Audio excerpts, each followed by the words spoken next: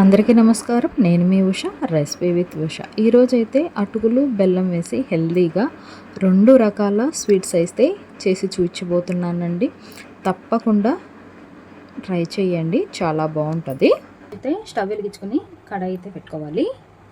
అందులోకి ముందుగా అటుకులు అయితే వేసుకోవాలి. ఇవి కాస్త కరకర అనేంత వరకు అయితే ఫ్రై చేసుకోవాలి. అటుకులు అనేది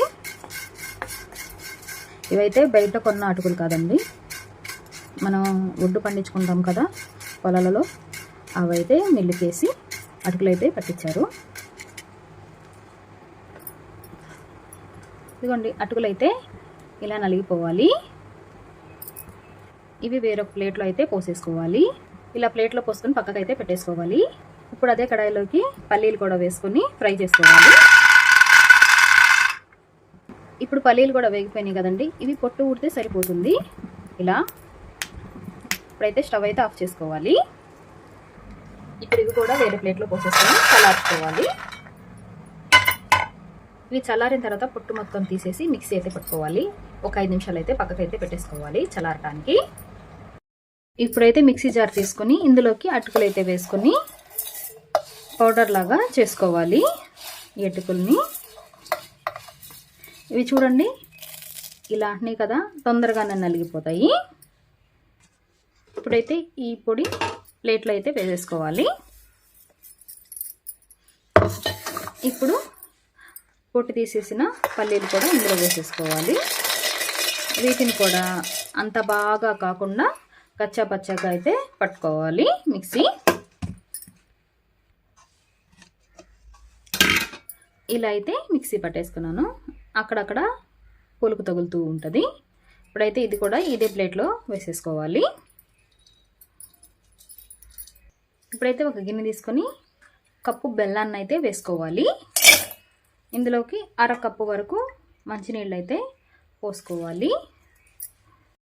ఈ బెల్లం కరిగితే సరిపోతుందండి, పాకం ఏమీ రావాల్సిన అవసరం లేదు. మేము కొంచెం తీపి ఎక్కువ తింటామనుకుంటే ఇంకొక 2 టేబుల్ స్పూన్ల వరకు అయితే వేసుకోవచ్చు బెల్లం అయితే. మనం తీసుకున్న పదార్థాలకి ఈ బెల్లం అయితే సరిపోతుంది. స్వీట్ ఎక్కువ తింటే వేసుకోండి, లేకపోతే ఇదే కొలతల్లో చేసుకోండి. మనం తీసుకుంది పచ్చి పల్లీలు కాబట్టి అవి కొంచెం తీయగానే ఉంటాయి, అందుకండి చూసుకొని వేసుకోండి. బెల్లాన్ని మీ తీపికి తగ్గట్టుగా వేసుకోండి. ఇక్కడ చూడండి, బెల్లం అయితే ఇలా కరిగిపోయింది. ఇప్పుడు ఈ బెల్లం నీళ్ళైతే పక్కకైతే పెట్టేసుకోవాలి. పాకం ఏమీ రావాల్సిన అవసరం లేదండి, మళ్ళీ చెప్తున్నాను. ఇప్పుడే స్టవ్ పైన కడాయి అయితే పెట్టుకోవాలి. అందులోకి 2 టేబుల్ స్పూన్లు నెయ్యి అయితే వేసుకుందాము.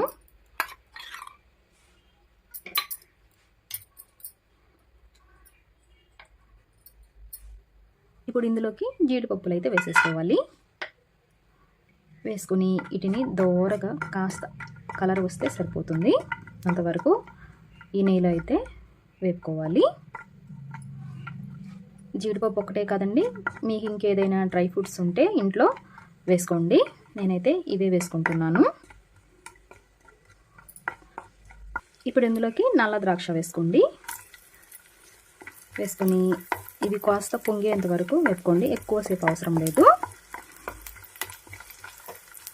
ఇవి నేను ఇంట్లో ఉన్నాయని వేసుకున్నాను. ఇప్పుడు ఇలా వేగిపోయినాయి కదా, గిన్నెలోకి అయితే తీసేసుకోవాలి. ఇప్పుడు ఇదే నెయ్యిలోకి మనం మిక్సీ పట్టాం కదా పప్పుల పొడి, అటుకులు ఇందులో అయితే వేసేసుకోవాలి. వేసేసుకుని ఒకసారి అయితే కలుపుకోవాలి. ఇలా కలుపుకొని ఎండు కొబ్బరి అయితే వేసేసుకోవాలి. వేసుకుని ఒకసారి అయితే కలుపుకోవాలి. మీరు పచ్చి కొబ్బరి వేసుకోవాలి అనుకోండి, ఇప్పుడు మనం జీడిపప్పు వేసిన తర్వాత ముందు పచ్చి కొబ్బరిని వేపుకున్నాక ఈ పప్పుల పొడి అయితే వేసుకోండి. పచ్చిది కాబట్టి ముందు ఫ్రై చేసుకోవాలి. ఇది ఎండు కొబ్బరి కాబట్టి ఇప్పుడైతే వేసేసుకున్నాను. ఇప్పుడు ఇది 2 నిమిషాలు అయితే ఇలా కలుపుకోవాలి. ఇప్పుడు ఒక జల్లెడ లాంటిది తీసుకుని బెల్లం నీళ్ళు అయితే వేసేసుకోవాలి. ఎందుకంటే ఇసుక ఏదైనా నలకలు ఉంటాయేమోనని పోసుకోవాలి.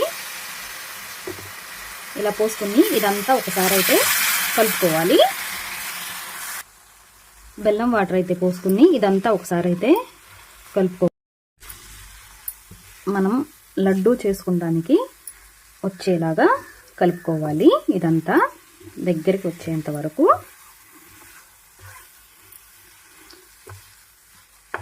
ఇందులోకి ఇంకొక టేబుల్ స్పూన్ నెయ్యి అయితే వేసుకోవాలి. ఇది ఆప్షనల్ మాత్రమేనండి. నెయ్యి వేయకపోయినా లడ్డు అనేది వస్తుంది. వేసుకుంటే ఇంకా రుచిగా ఉంటుంది లడ్డు అనేది. ఇప్పుడు ఇందులోకి మనం ముందుగా ఫ్రై చేసి పెట్టుకున్నాం కదా జీడిపప్పు, కిస్మిస్ ఇందులో అయితే వేసేసుకోవాలి. వేసుకొని ఒకసారి అయితే కలుపుకోవాలి. ఇలా అయితే కలుపుకొని స్టవ్ అయితే ఆఫ్ చేసుకోవాలి. ఇది కొంచెం గోరువెచ్చగా ఉన్నప్పుడు లడ్డు అయితే చుట్టుకుందాము. ఇది చల్లారిపోయింది, గోరువెచ్చగా ఉంది. ఇప్పుడైతే లడ్డు అయితే చుట్టుకుందాము. ఇది చాలా సింపుల్గా అయితే లడ్డు అనేది ప్రిపేర్ చేసుకోవచ్చు. కప్పు అటుకులతో ఇలా లడ్డు అనేది చేసుకోవచ్చు అన్నమాట. చాలా సింపుల్గా ఉంటుంది, చాలా రుచిగా కూడా ఉంటుందన్నమాట ఈ లడ్డు అయితే. మీరు కూడా ఒకసారి ఇలా ట్రై చేయండి. మరొక రెసిపీ, ఒక గిన్నె తీసుకొని అందులోకి బెల్లం అయితే వేసేసుకోవాలి. మనము ఇక్కడ ఏ కప్పుతో అయితే బెల్లం తీసుకున్నామో అదే కప్పుతో 2 కప్పుల వరకు నీళ్ళు అయితే పోసుకోవాలి.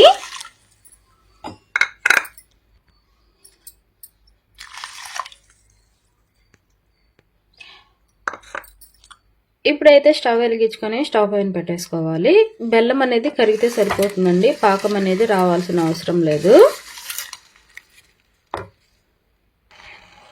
బెల్లం అయితే ఏమీ లేకుండా పూర్తిగా కరిగిపోయిందండి. ఇప్పుడు ఈ బెల్లం నీళ్ళు అనేవి పక్కకైతే పెట్టేసుకోవాలి.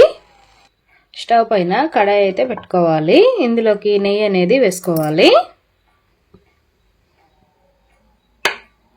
2 స్పూన్ల వరకు నెయ్యి అయితే వేసుకున్నాము. నెయ్యి అనేది ఇలా కరిగిపోయింది కదా, ముందుగా అయితే బాదం పప్పులు అయితే వేసేసుకున్నాము కట్ చేసి. ఇప్పుడు ఇందులోకి జీడిపప్పు కూడా వేసేసుకోవాలి.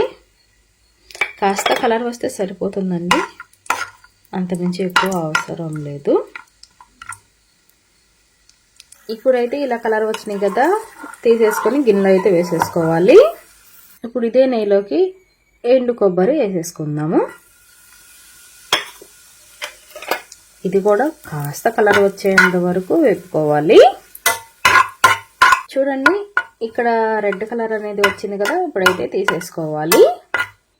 ఇప్పుడు అదే నెయ్యిలోకి, ఎక్కువ అవసరం లేదండి, అటుకులు అయితే వేసేసుకోవాలి.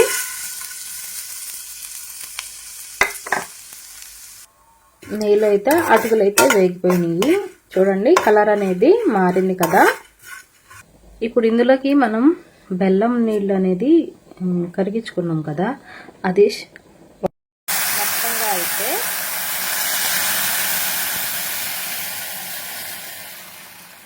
ఇలా నలకలు ఏమన్నా ఉంటాయి, అందుకని వడకట్టుకున్నాను.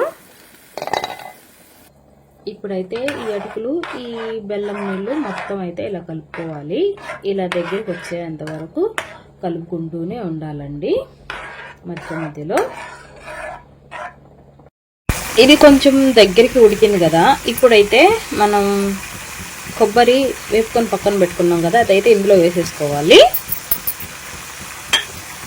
అలాగే జీడిపప్పు, బాదం కూడా వేసుకుని ఒకసారి అయితే కలుపుకోవాలి.